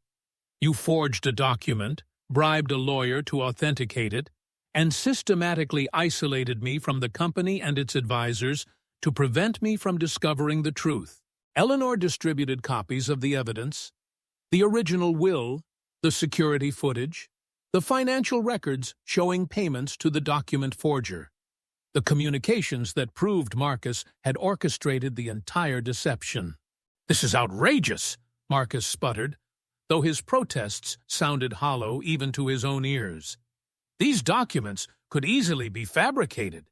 You're clearly desperate to—" "They're not fabricated," interrupted William Morrison, who had been studying the papers with the careful attention of someone who had reviewed thousands of legal documents during his career. "I recognize Richard's signature, and I remember the conversations we had about succession planning. This matches everything he told me about his intentions for the company." The vote that followed was swift and decisive. By a margin of 9-3, with Marcus's remaining allies either abstaining or switching sides as the evidence became clear, the board approved the acquisition offer and authorized the immediate removal of Marcus Sterling as CEO and chairman. "You'll regret this," Marcus said as he gathered his papers with shaking hands. "This company will never recover from the damage you're about to inflict. When you fail, and you will fail, remember that you brought it on yourselves." "Uncle," Vivian said as he moved toward the door, her voice carrying a note of finality, "you're right that we might fail. Building and running a company this size is incredibly difficult, and there are no guarantees. But here's the difference between us. If we fail, it will be because we took risks in service of something larger than ourselves. Your failure came from putting your own interests ahead of the company's welfare. That's not leadership. That's betrayal. Marcus paused in the doorway, perhaps searching for some final cutting remark that might salvage his dignity or wound his opponents. But faced with the quiet confidence of people who had earned their position rather than inherited it, who had built their success through partnership rather than manipulation, he seemed to realize that his time was over. "Good luck," he said finally, and there was something almost like genuine wish in his voice, perhaps a recognition that Sterling Industries' survival was more important than his pride, or perhaps simply the exhaustion of someone who had finally run out of fights. After Marcus left, the room buzzed with the energy of people who had just witnessed something historic. William Morrison called for a brief recess, during which board members approached Vivienne and Alex with congratulations, questions about the transition timeline, and expressions of relief that the company would finally have competent leadership again. "Your father would be so proud," Morrison said, as the formal meeting reconvened. "Not just because you've reclaimed what was rightfully yours, but because of how you've done it. You could have exposed Marcus's fraud years ago and destroyed him publicly. Instead, you built your own success first, then used your strength to save the company, rather than simply punish him." "Marcus punished himself," Vivienne replied. "Our job now is to rebuild what he damaged and create something even better than what my father originally envisioned." As the sun set over Manhattan, casting long shadows across the boardroom where her father had once made decisions that shaped the technology industry, Vivienne felt the weight of history and possibility settling on her shoulders. She was no longer the displaced heiress who had counted quarters for coffee, no longer the woman who had married for security rather than love. She was the CEO of Sterling Industries, partner to a man who believed in her vision, and guardian of a legacy that she was determined to honor through action rather than sentiment. The real work was just beginning, but for the first time in 4 years, Vivienne Sterling Chen felt like she was exactly where she belonged. Chapter 10. Full Circle. 5 years after losing everything, Vivienne stood in the renovated Sterling Industries headquarters, now the crown jewel of Chen Sterling Enterprises, who had become the parent company. The company had been transformed into an innovative luxury technology and smart home systems manufacturer, creating high-end tech products that perfectly complemented their main company's luxury goods lines. This strategic transformation had made them a complete lifestyle brand, employing more people than ever before and generating record profits that had exceeded even their most optimistic projections. The office that had once been her father's, and briefly, disastrously, Marcus's now, bore the marks of Vivienne's leadership philosophy. Where Richard had displayed industry awards and Marcus had hung portraits of himself with various celebrities, Vivienne had created a gallery of the artisans and engineers whose work formed the foundation of both companies. Photographs of Vietnamese ceramic artists hung beside portraits of Silicon Valley programmers. Hand-woven textiles from Nepal were displayed next to prototypes of the smart home devices that had made Sterling Tech the most sought-after luxury technology brand in America. "The quarterly numbers are in," announced Margaret Foster, settling into the chair across from Vivienne's desk with the satisfied expression of someone reporting excellent news. As Chief Technology Officer, Margaret had overseen Sterling Industries' transformation from a failing legacy tech company into an innovation leader that specialized in luxury smart home systems, high-end consumer electronics, and bespoke technology solutions for discerning clients. "And?" Vivienne asked, though Margaret's smile had already provided the answer. 43% revenue growth over last year. Sterling Tech is now valued at $82 billion, and Chen Sterling Luxury is projected to cross the 300 million threshold this quarter. Combined market cap of the entire enterprise is approaching $100 billion. The numbers were staggering, but what impressed Vivian most was how they had been achieved. Unlike the hollow growth that Marcus had pursued through questionable acquisitions and cost-cutting measures, their success was built on genuine innovation, exceptional quality, and the kind of customer relationships that generated loyalty rather than simple transactions. More importantly, Margaret continued, employee satisfaction is at an all-time high. We've been named one of the best places to work in technology for this year, and our environmental sustainability initiatives have become the industry standard. We're not just making money, we're making a difference. The knock on her office door interrupted their conversation, and Alex entered carrying the familiar leather portfolio that had become his signature during important meetings. After 5 years of marriage and business partnership, they had developed a seamless professional rhythm that allowed them to function as true co-CEOs without stepping on each other's authority or expertise. "The venue is ready," he announced, referring to the grand ballroom 3 floors below, where they would be hosting Sterling Industries' annual celebration, an event that had evolved from Marcus's ego-driven charity galas into something that genuinely honored the people whose work made the company's success possible. This year's theme was Building Tomorrow Together, and the guest list included not just the predictable collection of investors, clients, and industry leaders, but also the artisans from Southeast Asia whose craftsmanship anchored Chen Sterling luxury, the engineers whose innovations had revolutionized Sterling tech, and the employees at every level whose contributions had made the company's transformation possible. "Is everything ready for the presentation?" Vivian asked, referring to the surprise announcement they had planned for the evening, the launch of the Sterling Foundation, a $50 million initiative that would provide educational opportunities for artisans in developing countries and technology training for underserved communities in the United States. "Ready and waiting," Alex confirmed, "though I still think you should do the announcement alone. This was your vision." "Our vision," Vivian corrected automatically. "Everything we've built together."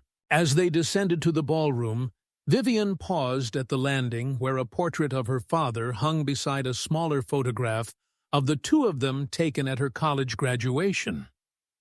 Richard Sterling looked out from the frame with the confident smile of a man who had believed his daughter capable of greatness, even when she hadn't believed it herself. "He would be proud," Alex said quietly, following her gaze. "I hope so," Vivian replied.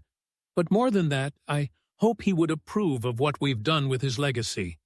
We didn't just restore Sterling Industries, we transformed it into something better than it was before." The ballroom buzzed with the energy of 300 people who had gathered to celebrate not just financial success, but the kind of meaningful work that improved lives while generating profit. The decor was elegant, but not ostentatious fresh flowers from local gardens, lighting that highlighted the room's architectural beauty, and displays showcasing both the artisan pieces that had built Chen Sterling luxury and the technological innovations that had made Sterling Tech an industry leader. "Ladies and gentlemen," William Morrison announced from the podium, his voice carrying the authority of someone who had witnessed the company's entire transformation. "It is my great pleasure to introduce the woman who has led Sterling Industries from near bankruptcy to unprecedented success, who has proven that leadership based on competence and compassion can triumph over leadership based on entitlement and ego. CEO Vivian Sterling Chen."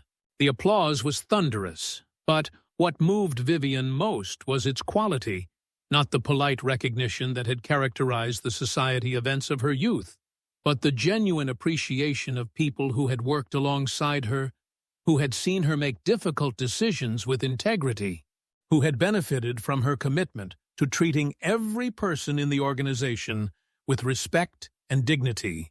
"5 years ago," she began, her voice carrying easily through the room's excellent acoustics, "I was a very different person than I am today. I had wealth, but never earned success. I had been given opportunities, but had never created them for others. Most importantly, I had never understood the difference between having power over people and sharing power with people. She paused, scanning the room until her eyes found Alex, whose encouraging smile gave her the confidence to continue with the more personal part of her speech. The person who taught me that difference was my husband and business partner, Alexander Chen, who saw potential in me when I couldn't see it in myself, who offered me partnership when I expected charity, and who has spent every day of the past 5 years proving that the best decisions are made by people who trust each other completely. The room erupted in applause as Alex joined her at the podium, taking her hand in the gesture that had become their signature of mutual support and shared commitment.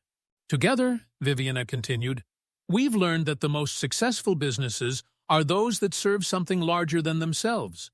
Chen Sterling Luxury exists to preserve traditional craftsmanship while creating opportunities for contemporary artisans. Sterling Tech exists to make technology more beautiful, more intuitive, and more responsive to human needs. Both companies exist to prove that profit and purpose are not opposing forces, but complementary aspects of sustainable success.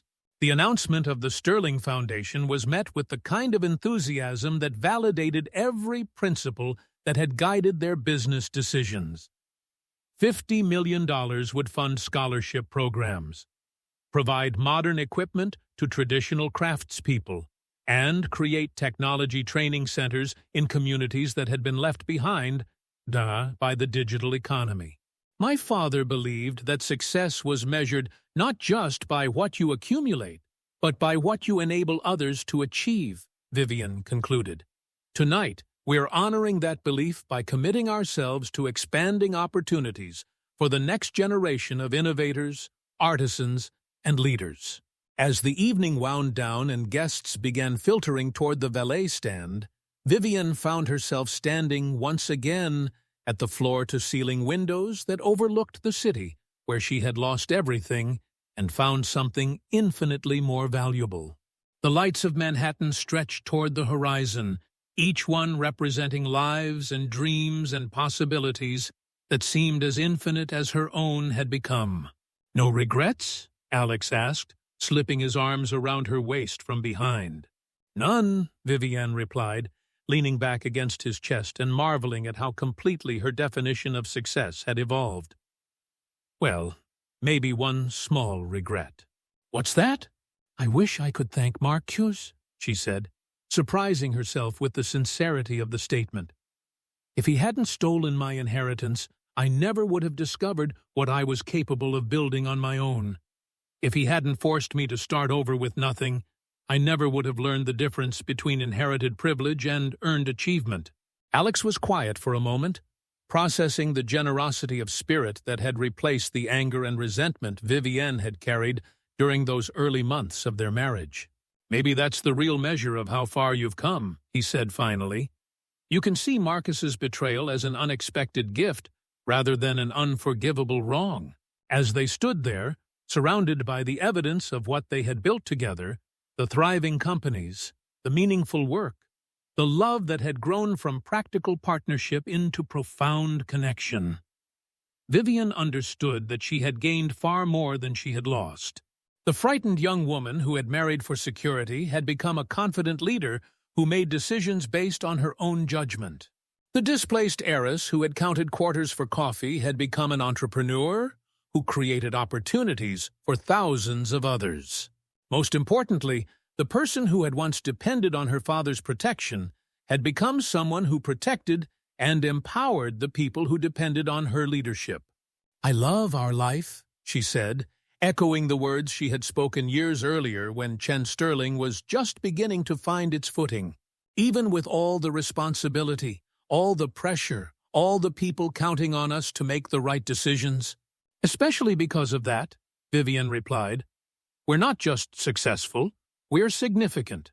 We've proven that the most valuable inheritances are the ones we create ourselves, and the most meaningful legacies are the ones we build in partnership with people who believe in our potential to change the world." As they prepared to leave the building that had once represented her father's dreams and now embodied their shared vision for the future, Vivian felt the deep satisfaction that comes from knowing you have found your true purpose.